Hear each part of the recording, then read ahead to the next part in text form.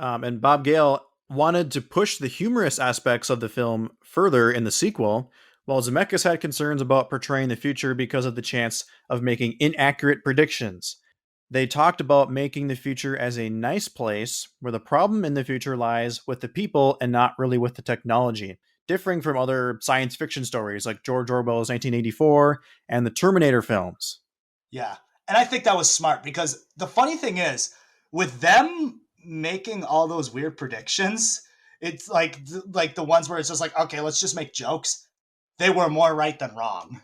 Yes, exactly. And speaking of that, talking about some of those predictions, Gale and Zemeckis have both stated that while they did not try to predict the future in the film, but instead had fun with the idea, while still citing it as their least favorite aspect to create.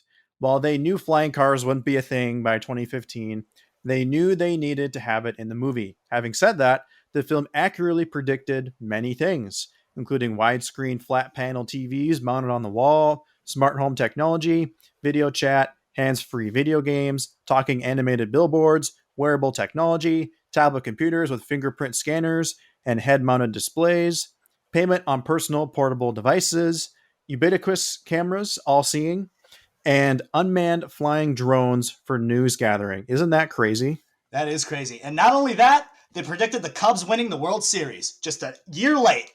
Yes, speaking of, the film was only 1 year off from correctly predicting the curse ridden Chicago Cubs winning the World Series, which actually occurred in real life in 2016.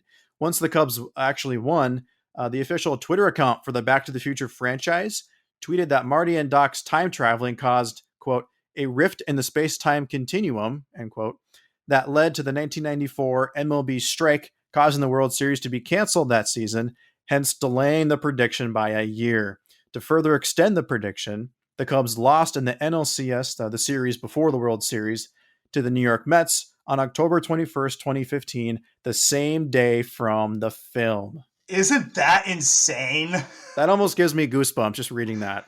Yeah, like, man, I remember. So my old theater teacher, Chad, I'm just gonna name drop you right there, Chad. I love you. He is a huge, huge Cubs fan because he's from Chicago, and I remember back in 2015 when the Cubs were that close to winning. I was just like, holy shit, it's gonna happen. They're gonna win, and then they Right? didn't, and I was just like, he was heartbroken. I was heartbroken.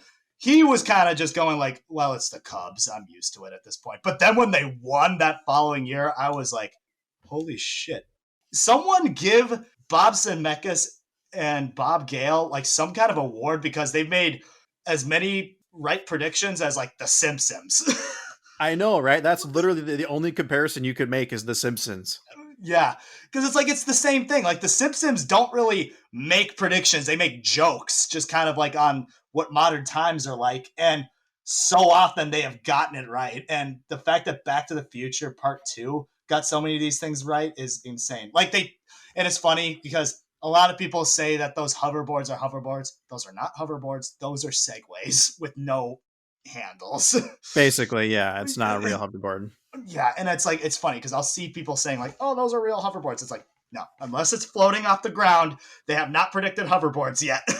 Right? I'm actually surprised they haven't made a legit hoverboard that people can use. I'm actually kind of surprised that isn't a thing. Yeah, I mean, like you could. There's been like little trinkets that they could do, like with you could get a magnetized like hoverboard that came with the 35th anniversary 4K set. I didn't get it because I don't have a 4K player. I would have, but I highly recommend it, by the way. yeah, absolutely. And I've wanted to get it, but it's like, and maybe they could because it depends on where the future can take us. I mean, we already are getting pretty close to flying cars. I mean, flying cars have already basically been invented. It's just, they're too expensive for the mass market. And I think that's probably going to be the main thing with hoverboards is like, if by some miracle that technology gets made, which is probably going to be sooner rather than later, considering how much of a technological boom we've been in for the past 20 years. It's like, if that happens, I don't know how easily accessible it's going to be. And another Back to the Future prediction I think about is those power laces that Marty wears, because what's interesting is that Nike actually made those power laces that actually work, and they gave them to Michael J. Fox. And what was cool is they did a small run for it, and all the proceeds for those shoes went to Michael J. Fox's Parkinson's disease research. That's so awesome. Right. It's so cool.